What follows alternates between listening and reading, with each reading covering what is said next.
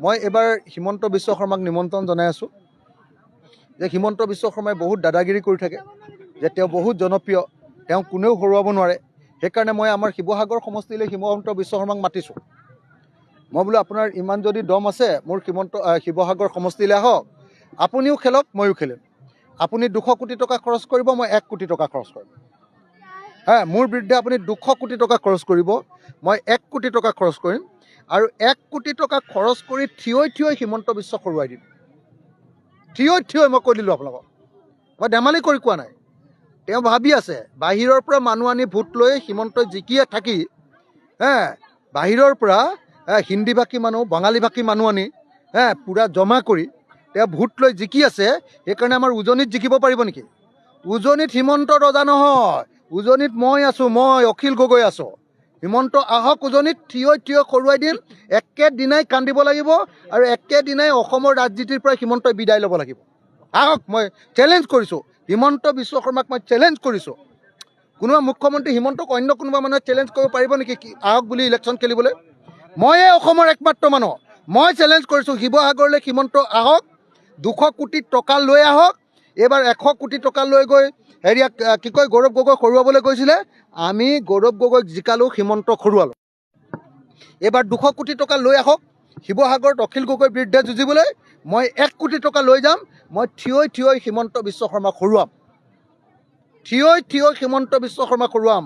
উজনিৰ স্বাভিমানী জাতীয়তাবাদী ভোটাৰে ইহঁতৰ 2 নম্বৰী, দিল্লীৰ ওচৰত চাৰেণ্ডাৰ কৰা 2 নম্বৰী, অমিত শ্বাহৰ ভৰিত ধৰা, নৰেন্দ্ৰ মোদীৰ ভৰিত ধৰি, গুজৰাটী গেঙৰ ভৰিত ধৰি অসমক বিক্ৰী কৰি দিয়া হিমন্ত বিশ্ব শৰ্মাক আমাৰ উজনিৰ জাতীয়তাবাদী ভোটাৰে, শিৱসাগৰৰ ভোটাৰে কেতিয়াও ভোট নিদিয়ে।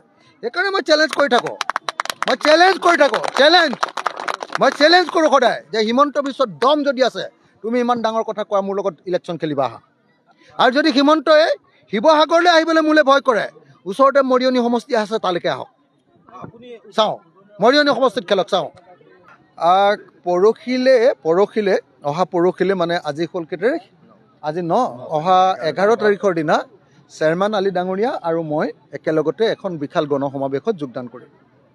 আৰু তাৰ পৰৱৰ্তী সময়ত চেয়াৰমেন আলী ডাঙৰীয়াই আমাৰ দলত যোগদান কৰাৰ ইচ্ছা প্ৰকাশ কৰিছে। তেখেতে কৈছে তেনেকৈ আমি আমাৰ দলে খুব গভীৰভাৱে কথাটো বিবেচনা কৰি আছোঁ, আৰু গভীৰভাৱে বিবেচনা কৰি আমি ঠিক কৰিব খুজিছোঁ যে চেয়াৰমেন আলী ডাঙৰীয়াক আমাৰ দলত লোৱা বিষয়টোক লৈ সিদ্ধান্ত ল'ব খুজিছোঁ। আপোনালোকে সকলোৱে জানে যে অসমত যিসকল সংখ্যালঘু বিধায়ক আছে, বেছিভাগ বিধায়কে গৈ বিধানসভাত শুই থাকে, নহ'লে বিধানসভাত গৈ বিজেপিক ছাপোৰ্ট কৰি থাকে, আৰু নহ'লে হিন্দু মুছলমানৰ ৰাজনীতি কৰি থাকে। কিন্তু চেয়াৰমেন আলীয়ে নিজৰ সমষ্টিৰ উন্নয়ন কৰে, আৰু চেয়াৰমেন আলীয়ে ৰাজহুৱা বিষয়বিলাকত মাত মাতে। অৱশ্যে চেয়াৰমেন আলী অলপ খংটো বেছি, কিন্তু মাত মাতে। নিজৰ সমষ্টিৰ উন্নয়নৰ কাৰণে আটাইতকৈ সংখ্যালঘু বিধায়কবিলাকৰ ভিতৰত কাম কৰা মানুহজন কিন্তু চেয়াৰমেন আলী। আৰু চেয়াৰমেন আলীয়ে হ'ল আপোনালোকৰ সংখ্যালঘু জাতিটোৰ কাৰণে মাত মতা আটাইতকৈ সজাগ আৰু সবলভাৱে মাত মতা একমাত্ৰ বিধায়ক। বাকীবিলাকে বেছিভাগেই বিজেপিৰ লগত মিলি থাকে, মিলিভগত। কিন্তু চেয়াৰমেন আলীয়ে মাত মাতে। সেইকাৰণে চেয়াৰমেন আলীয়ে আমাৰ দলত যোগদান কৰিবৰ কাৰণে মোক সাক্ষাৎ কৰিছিলে, আৰু সেই বিষয়টো আমাৰ কেন্দ্ৰীয় কমিটিয়ে গভীৰভাৱে বিবেচনা কৰি আছোঁ, আৰু 2 এদিনতে সিদ্ধান্ত ল'ম। আৰু সিদ্ধান্ত ল'লে ডেফিনেটলি চেয়াৰমেন আলীয়ে আমাৰ দলত যোগদান কৰিব পাৰিব, আৰু যোগদান কৰিলে আমি ডেফিনেটলি চেয়াৰমেন আলীক জিকাব পাৰিম। জিকিবনে নাই চেয়াৰমেন আলী? 100% জিকিবনে?